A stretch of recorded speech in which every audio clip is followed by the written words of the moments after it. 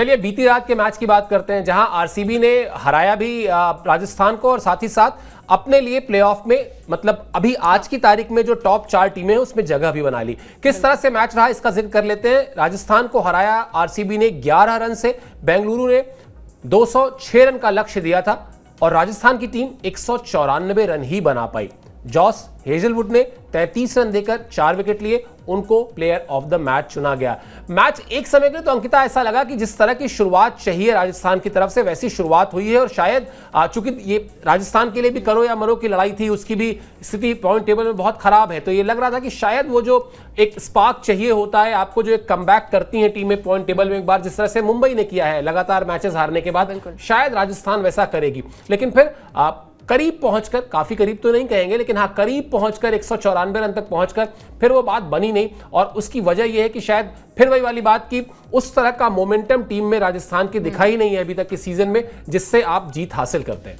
क्योंकि देखिए मतलब 189 पे आई थिंक 6 विकेट गिरे थे और वहां से मैच बन भी सकता था, लेकिन वही चीज होती है कि प्रेशर वाले मैच में जब आपको पता है कि भाई सामने इतना बड़ा टोटल हो गया, 200 के पार अगर आपका स्कोर बन जाता है तो दिक्कतें थोड़ी पैदा हो जाती है। लेकिन राजस्थान की टीम के पास भी वो बल्लेबाज हैं जो कि मिडिल ऑर्डर में अच्छी बल्लेबाजी करते हैं, टॉप ऑर्डर में अच्छी बल्लेबाजी करते हैं। जायसवाल ने अच्छी बल्लेबाजी की, स्टार्ट काफी अच्छा मिल गया था, लेकिन उसके बाद पता है आपको जब एक बार विकेट्स गिरते हैं तो फिर विकेट्स की झड़ी लग जाती है, जैसा राजस्थान के साथ देखने को मिला। और तारीफ यहाँ पर जो है वो बॉलर्स की भी करनी पड़ेगी, यानी कि टोटल अगर हम बात करें 50-50 वाला मैच देखने को मिला यहाँ पर आरसीबी की तरफ से, क्योंकि बल्लेबाजी भी बहुत अच्छी हुई और गेंदबाजी भी बहुत अच्छी हुई, जहां पर विराट कोहली ने एक बेहतरीन बल्लेबाजी की। इसके अलावा हमने देखा कि देवदत्त पडिक्कल, जो कि लगातार बातें हो रही थी कि पडिक्कल का बल्ला जो है वो खामोश है, और अच्छी बात यह है कि मतलब टॉप 4 में जो है, मतलब नंबर 4 पर अभी तक थी मुंबई, नंबर 3 पर थी, लेकिन अब पॉइंट्स टेबल जो है वो उलटफेर हो चुका है। वहां पर आपको यहाँ पर आरसीबी की टीम जो है वो टॉप 3 में आ गई है, मतलब तीसरे पायदान पर जो है आरसीबी की टीम पहुंच चुकी है। बिल्कुल, और निगाहें अब यहां से हर टीम की यही होंगी कि पहला जो माइलस्टोन होता है कि प्लेऑफ के लिए टॉप 4 में पहुंचे, और टॉप 4 के बाद दूसरा माइलस्टोन होता है कि आप टॉप 2 में रहें, ताकि आपको फाइनल के लिए खेलने के लिए एक मौका अतिरिक्त मिले, जो तीसरे और चौथे नंबर की टीम को नहीं मिलता है। लिहाजा वहां पर निगाहें जो है वो आरसीबी की जरूर होंगी। और बड़ा अच्छा क्लिक कर रहे हैं विराट कोहली हर मैच में, जिनका आप जिक्र कर रही थी। विराट कोहली की जो कहानी है वो बता देते हैं आपको। लगातार दूसरा अर्धशतक उन्होंने लगाया है इस मैच में, पिछले मैच में भी लगाया था। इस मैच में उन्होंने 42 गेंद पर 70 रन बनाए। इस 70 रन में 8 चौके 2 छक्का था, 166.66 की स्ट्राइक रेट थी। इस सीजन में अब तक 5 अर्धशतक लगा चुके हैं और करीब करीब 400 रन भी विराट कोहली बना चुके हैं। ये बड़ी अच्छी बात है कि इस बार अंकिता आप देखिए तो उस तरह से हाइप नहीं हो रहा है विराट कोहली के नाम को लेकर, कि जैसे पहले होता था ना, पहले के सीजन्स में कि मैच आरसीबी का मैच मतलब वो विराट का मैच बन के रह जाता था। इस बार ये ऐसा क्यों हुआ, इसका कोई बहुत मेरे पास रीजन नहीं है, कोई लॉजिक नहीं है, लेकिन थोड़ा सा इस बार लो प्रोफाइल है विराट कोहली। रन्स लगातार कर रहे हैं लेकिन उस तरह से लाइमलाइट में नहीं है, उस तरह से उनके ऊपर दबाव नहीं है, उस तरह से एक्सपेक्टेशन का जो बोझ बहुत ज्यादा हर बार रहता है वो नहीं है, और शायद इन चीजों का उनको फायदा मिला है और वो उनके बल्लेबाजी में दिख रहा है।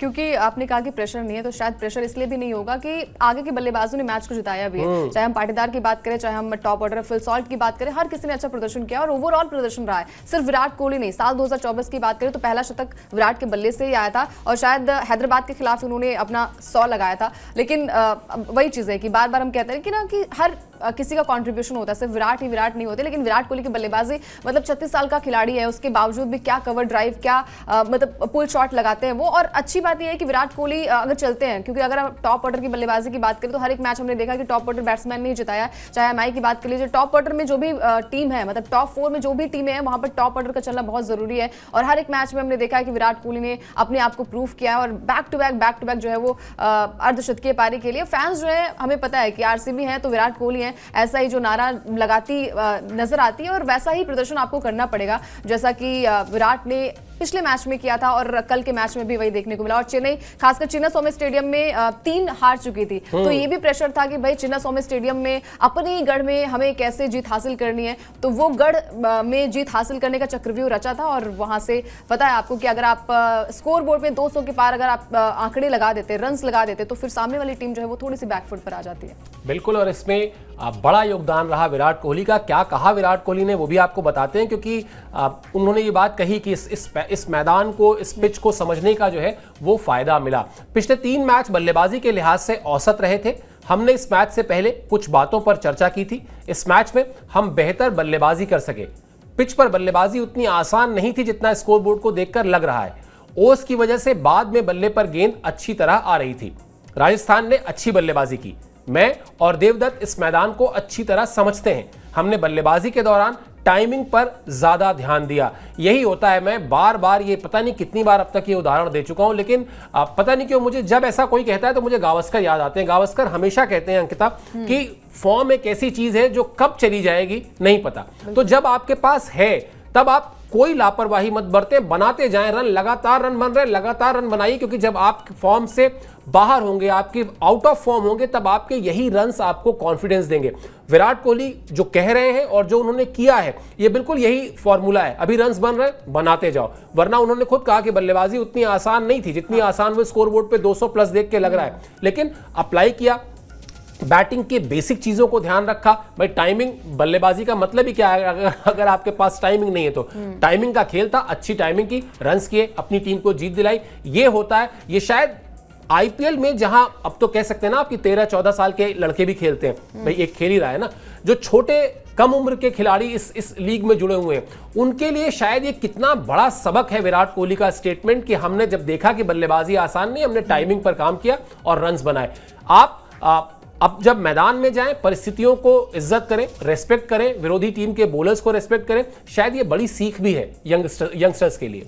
बिल्कुल, क्योंकि हमने देखा है कि भाई विराट कोहली अगर चलते हैं, और खासकर उनके स्ट्राइक रेट पर लगातार बातें हो रही थी, लेकिन इस सीजन उन्होंने अपने स्ट्राइक रेट को भी 150 से ऊपर किया है, जो कि बहुत बड़ी बात है। मतलब आप T20 इंटरनेशनल को संन्यास अलविदा कह चुके हैं, उसके बावजूद भी अगर आप ऐसा प्रदर्शन करते हैं तो सामने जो युवा खिलाड़ी है वो भी आपसे प्रेरित होंगे। और हर एक मैच में विराट कोहली का जो अंदाज रहा है ना, वो थोड़ा सा अलग रहा है, टीम के लिए रहा है। और क्योंकि देखिए, अगर आपको ट्रॉफी नहीं मिली और अगर आप एक ही फ्रेंचाइजी के साथ 18 साल से खेल रहे हैं तो बहुत बड़ी बात होती है। रिस्पेक्ट करनी चाहिए टीम की भी और खासकर अपनी बल्लेबाजी को भी।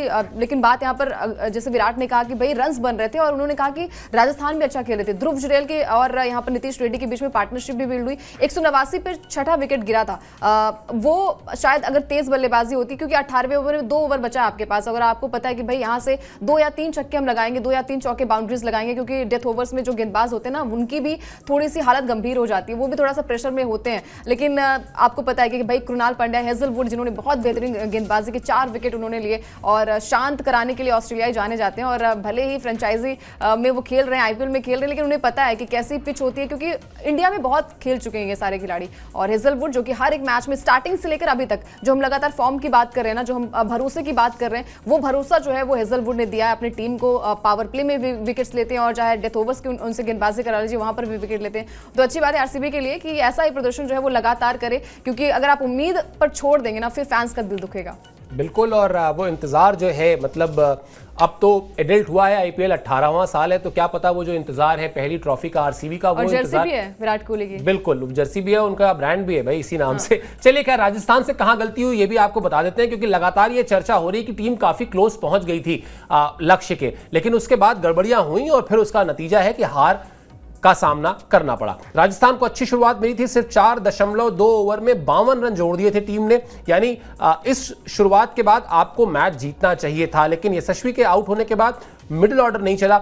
एक बड़ी साझेदारी जो है वो किसी भी बल्लेबाज ने नहीं सोचा कि 50, 60, 70 रन की एक साझेदारी करते हैं। स्टार्ट सबको मिला। अगर आप ये अपडेट का ये पॉइंट देखेंगे, नीतीश ने 28 रन बनाए, कप्तान रेयान पराग ने 22 रन बनाए, हेटमायर ने 11 रन बनाए, यानी आपको शुरुआत मिली। लेकिन फिर गेम अवेयरनेस जो हम कहते हैं वो यही होती है कि आपको शुरुआत मिले और आप जानते हैं कि 205, 207 रन के आसपास जाना है, तो आपको पार्टनरशिप चाहिए ही चाहिए होगी। वो पार्टनरशिप नहीं हुई और इसीलिए राजस्थान की टीम को हार का सामना करना पड़ा। कप्तान रेयान पराग ने कहा भी, उन्होंने स्वीकार भी किया, वो भी उनका स्टेटमेंट भी आपको दिखाते हैं तो और चीजें क्लियर हो जाएंगी। वो भी ये मान रहे हैं कि हमने शुरुआत अच्छी की थी और हम जीत सकते थे, लेकिन हमसे गलती हुई।